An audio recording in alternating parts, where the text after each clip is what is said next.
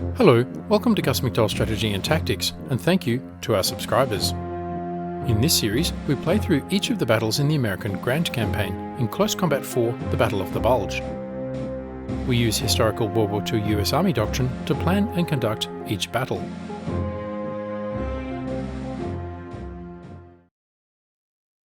This is the strategic map. It is 1600 hours on December 16, 1944, and the weather is overcast. US forces have no air support, no artillery, and no supply drops.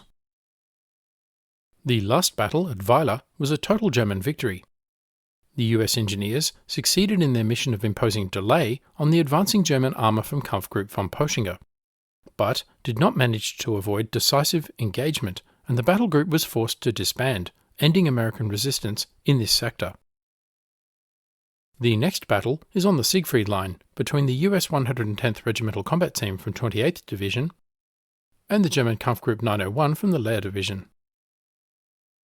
The bridge, Hill 461 and Hill 456 are the main objectives of the area.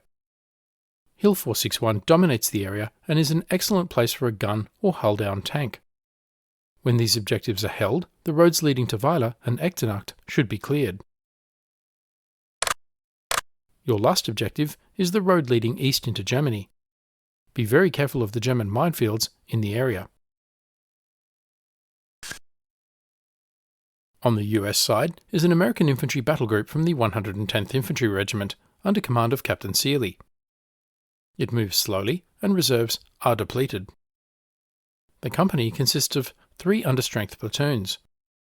In support, the company only has 1 bazooka, 1 medium machine gun, and a mortar, but is up against Panther tanks, half-tracks, and infantry. The original squads from the first battle retain their names and statistics. Now, let's review each of the squads. 1-1 is 1st Platoon Headquarters. 2-1 is 2nd Platoon Headquarters. 3-1 is 3rd Platoon Headquarters. 1-2 is a BAR squad. 2-2 is a rifle squad. 1-3 is a rifle squad. 2-3 is a recon team. 1-5 is a Browning 30 caliber medium machine gun. 3-2 is a 60mm light mortar. And 2-4 is an M9 bazooka team. Next, let's look at the map and conduct a commander's estimate of the situation.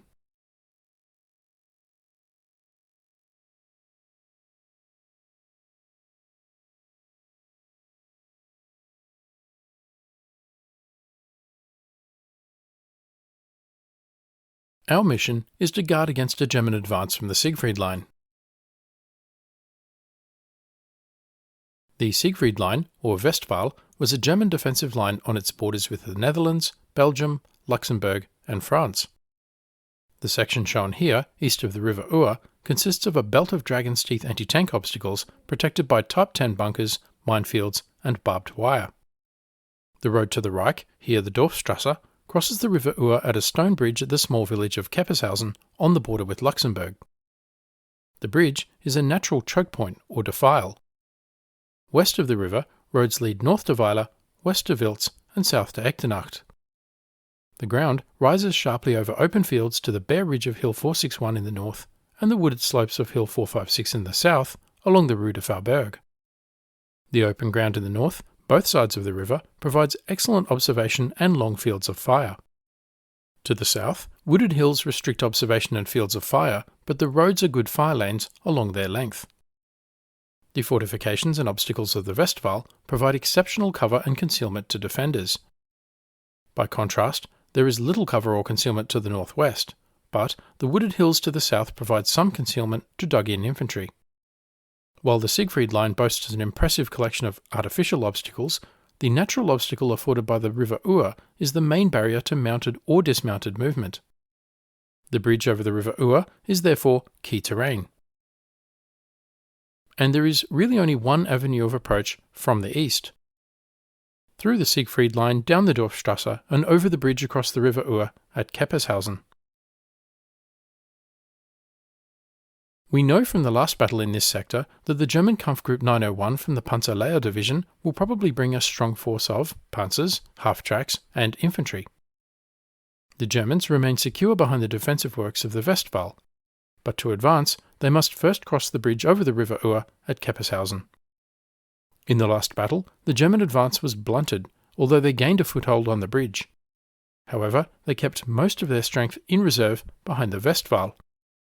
Now, they are likely to consolidate their hold on the bridge, then exploit this bridgehead, either to the west to Wiltz or to the south to Echternacht. It is also likely they will keep much of their armoured strength in the rear as a support fire line until the infantry clear Keppershausen. The Americans have much the same choices as in the morning's battle. The first course of action is for the Americans to defend the bridge at all costs, preventing the Germans from crossing and thus advancing west. This would take advantage of the choke point or defile at the bridge.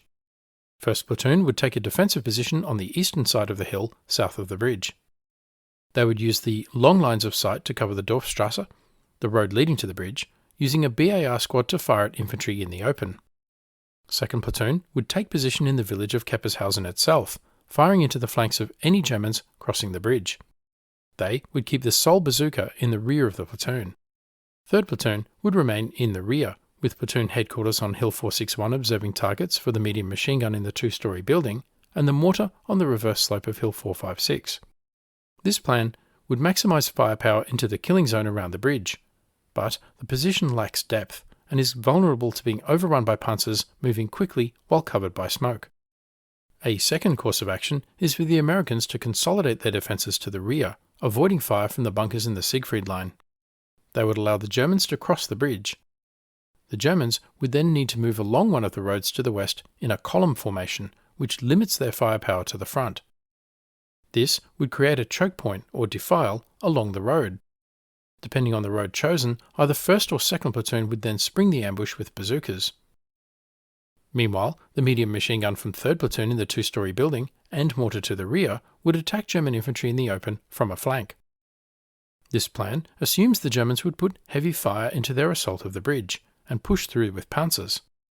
The Americans would aim to impose delay on the German advance, first in crossing the bridge, then in moving along one of the roads, and then in responding to the ambush.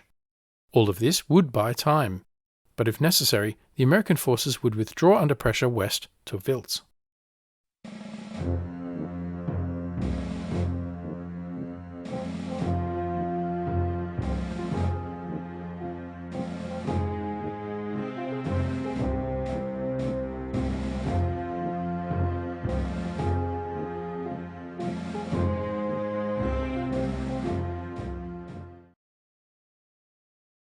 I have made my decision and have placed the platoons and squads in position.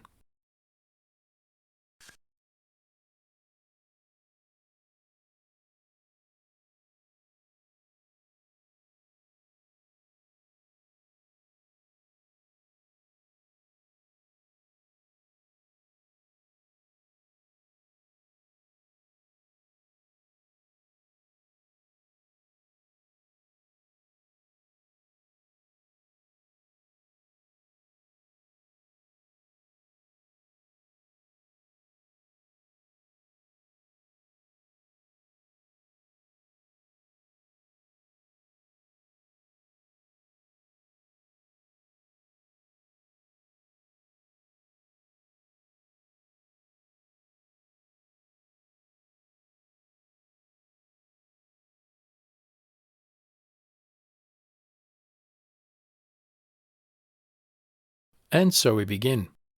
A Panzer IV is on the near side of the bridge at Keppershausen. Not a good start. But the weight of German forces remains behind the Westwall. The Americans remain concealed and bide their time.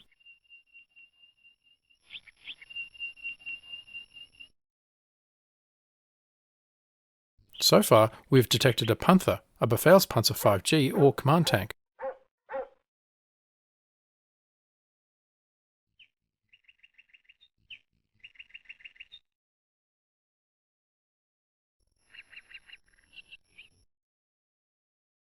2 Panzer IVs,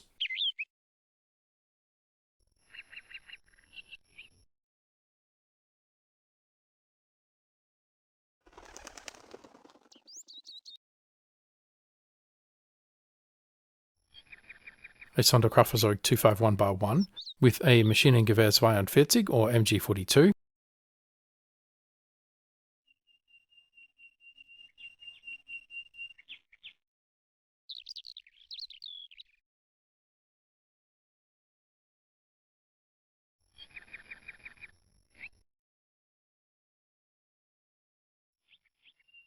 the bazooka team does not have a shot at the Sonderkraftfahrzeug.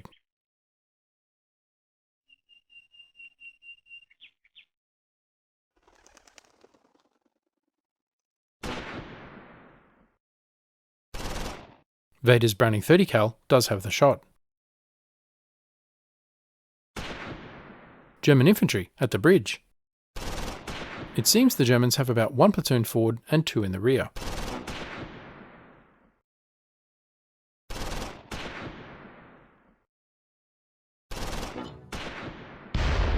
Van Kamp's light 60mm mortar opens up on the troops and vehicle at Keppershausen. If nothing else, it will slow them down. A Panzerschreck anti-tank team. The Germans also have a Sonderkraftfahrzeug 251-2 with an 8cm mortar in the rear.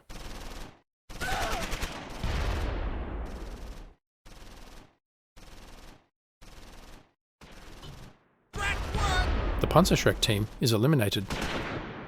First Sergeant Kelly's BAR team prepares to open up on German infantry advancing on the bridge.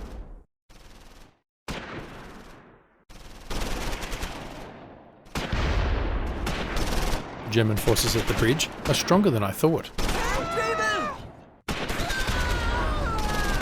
About a platoon plus.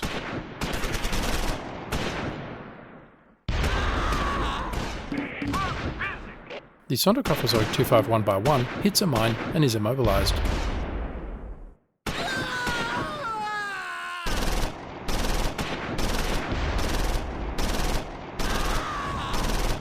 Two-1 is in a good defilade position behind the building and is tearing up the German assault.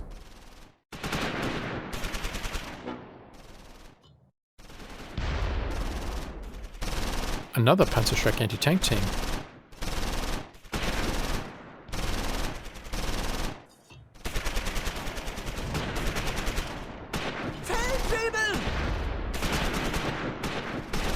First platoon goes to ground.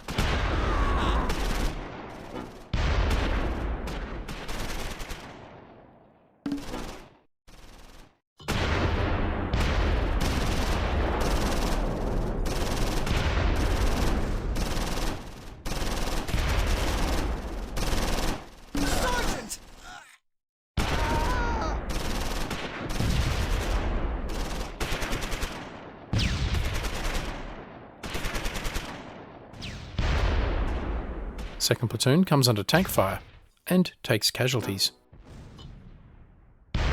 Second platoon in Keppershausen have formed a hard shoulder, turning the Germans to the south into first platoon's zone.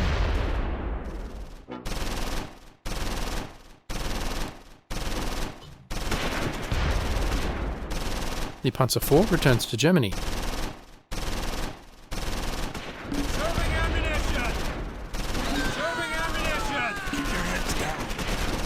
But a Panther is moving up. And Van Kamp's mortar runs out of high explosive ammunition.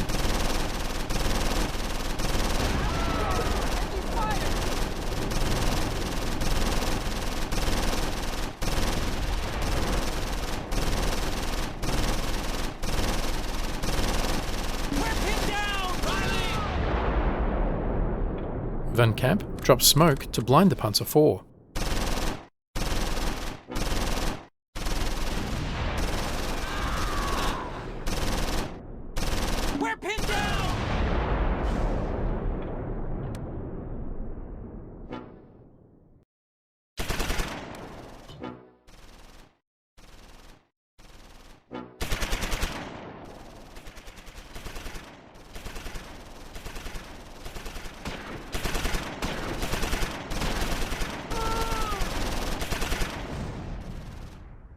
Two is pinned down.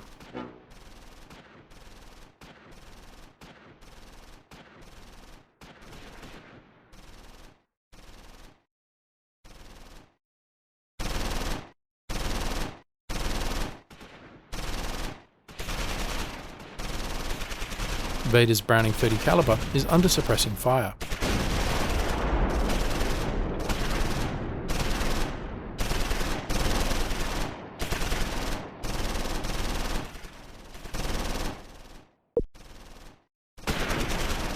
First platoon now opens up on the advancing German infantry.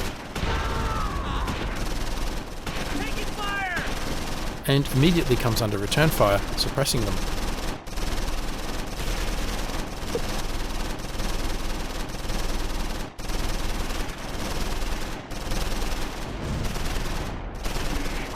(1-2) First Sergeant Kelly's squad in the rear provides covering fire. And 1-1. We're pinned down!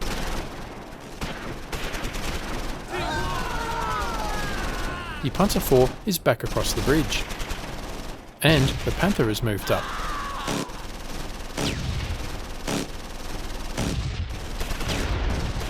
The German commander has put himself in the thick of the action. Taking fire!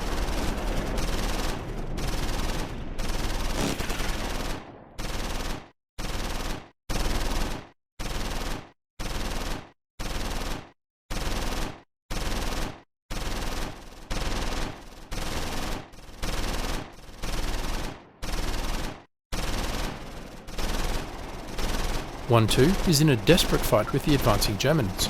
We're pinned down! Team lost! 2-2 is eliminated.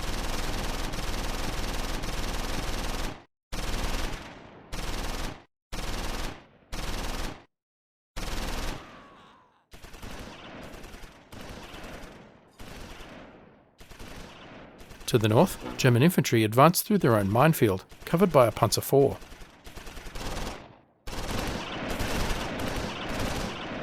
Incoming!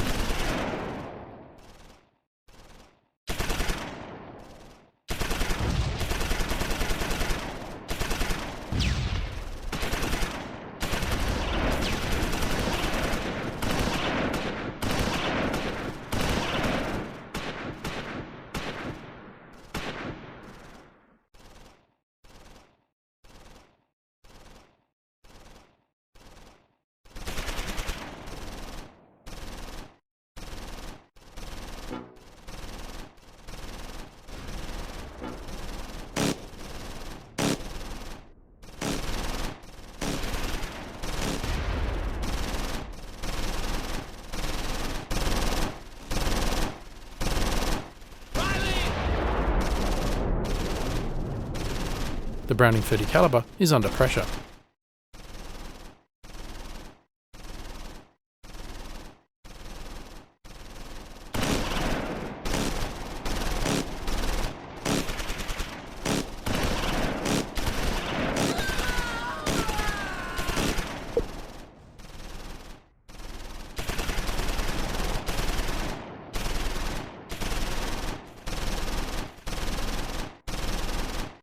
Get me out of here!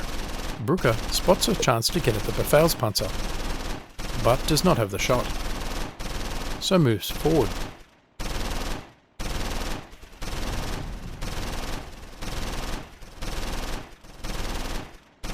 Still no shot. In position.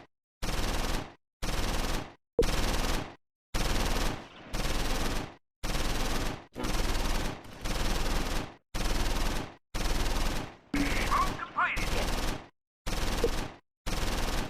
Team lost! 1-2 is eliminated. Brücke shoots at the Sonderkraftfahrzeug 251 by 1 and misses. The half-track is suppressing the remnants of 1st Platoon with machine gun fire.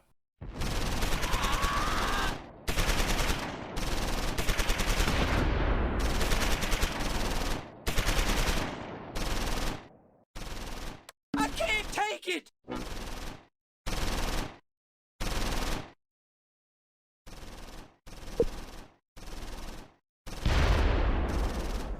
Sergeant! His armor's too thick! We need to pull back! Hit, but no effect. Team down! 2-1 is eliminated.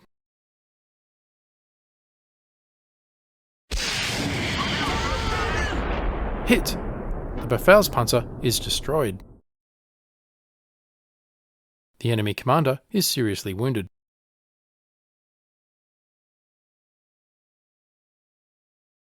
The Sonderkraftfahrzeug 251-1 is out of ammunition.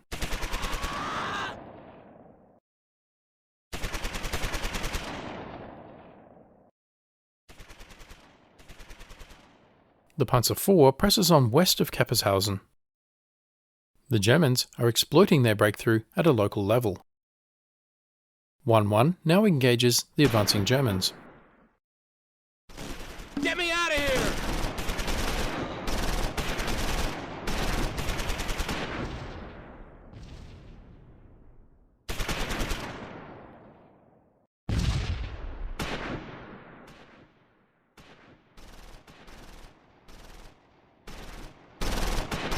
Aussteigen! Minenfeld! Feldwebel! The Sonderkraftfahrzeug 251-1 is knocked out. The crew abandon the vehicle only to encounter their own minefield. 3 dead.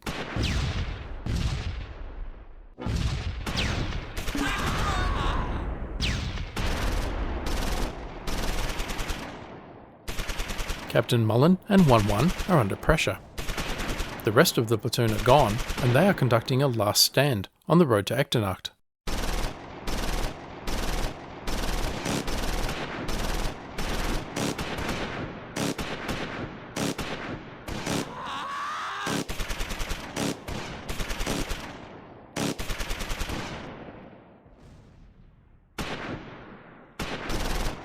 Fritz!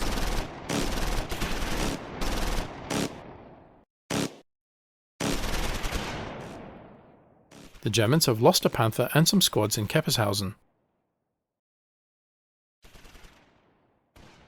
The Sonderkraftfahrzeug,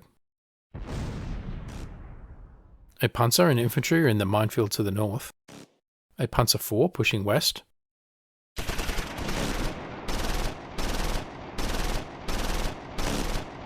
and 1st Platoon's last stand.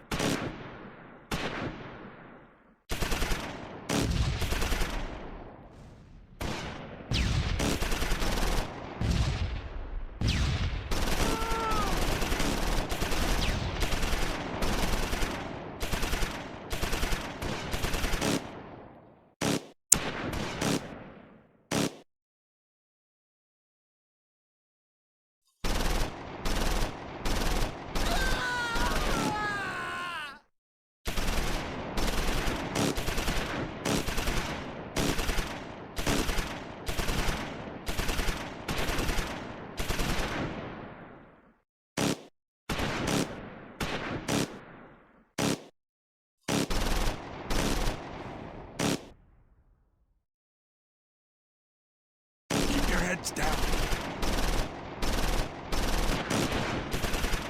Mullen's BAR runs out of ammunition.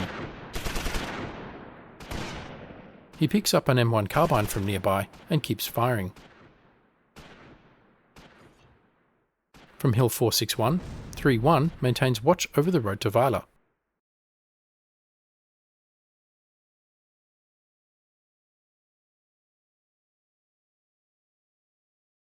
Second Platoon retains a foothold in Keppershausen.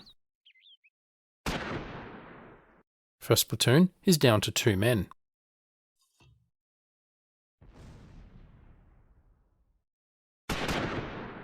Mullen fights on.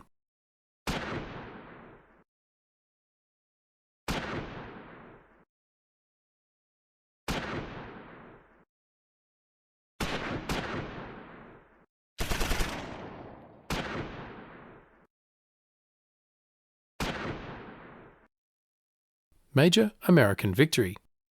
The battle ended because time ran out. Both sides still control some victory locations. The Americans won the battle because they control a greater number of crucial victory locations than the Germans. The Americans took 11 killed and 17 wounded. The Germans took 16 killed, 11 wounded, 1 tank destroyed, and while it is not listed, 1 half-track destroyed. Let's examine the American squads. Captain Mullen's squad is down to 2 men. First Sergeant Kelly's squad is no more. And Sergeant Trainer's squad. Only Gatlin is left on the medium machine gun. A Gatlin gun, I presume. First Sergeant Wozniak's squad is no more. And Staff Sergeant Becker's squad.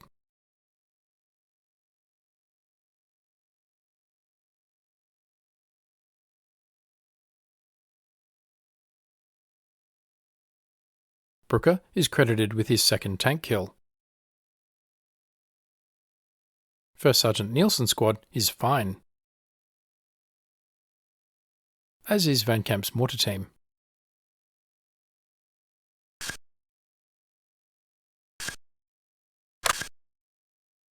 So far, the campaign is a major American victory. The Grand Campaign has 16 days remaining. Your defence of the Ardennes is progressing better than your historical counterparts. Over the course of the campaign, cumulative American losses are 92 killed in action, 80 wounded in action, 3 tanks, and 6 guns. Cumulative German losses are 171 killed, 140 wounded, 18 tanks, and 10 armoured vehicles.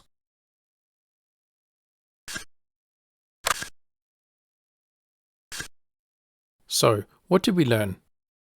Victory in this game is largely determined by how many crucial victory locations each side holds at the end. But holding a crucial victory location does not always equate to victory. As a result, some battles in this campaign have been scored as a German victory despite my forces achieving their mission and delaying the German advance. This battle is the opposite. It has been scored as an American victory, and it is true that the American battle group also achieved its mission of imposing delay, but at a heavy cost. By the end of the battle, almost all soldiers in 1st and 2nd platoons were lost. The company still has a single bazooka, medium machine gun, and mortar, but is now only the size of a platoon. And the Germans have a firm foothold on the bridge over the River Our at Keppershausen. The remnants of the company will have to withdraw under pressure overnight. So, it is actually a German victory. Finally, 1st Platoon's battle deserves attention. This involved a frontal assault by German infantry against successive American defensive positions, covered by an MG-42 from a flank and using smoke. One by one, blinded, suppressed by the MG-42, and under assault, the positions fell. This was almost a textbook frontal assault, but the German troops were not well handled and took heavier than necessary casualties. As a result, Mullen, in the 3rd position, held out, but only just. Let me know what you think in the comments below. Thanks for watching. Please remember to like, comment, subscribe, and donate. And stay tuned for the next episode.